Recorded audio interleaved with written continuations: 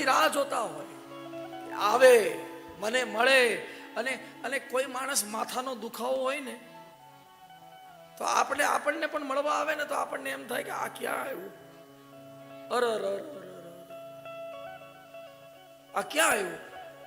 અને ઘણા લોકો આપણને મળવા આવે તો આપણા હૃદયમાં ઉત્સાહ આવી જાય, એ રે ભાઈ સારું થયું આવ્યો હો ભાઈ, મજા આવશે. એમ ઈશ્વરને પણ થવું જોઈએ. આપણે જ્યારે એના દર્શન કરવા જઈએ ત્યારે એ મજા આવશે, હવે મારો ભગત આવ્યો છે.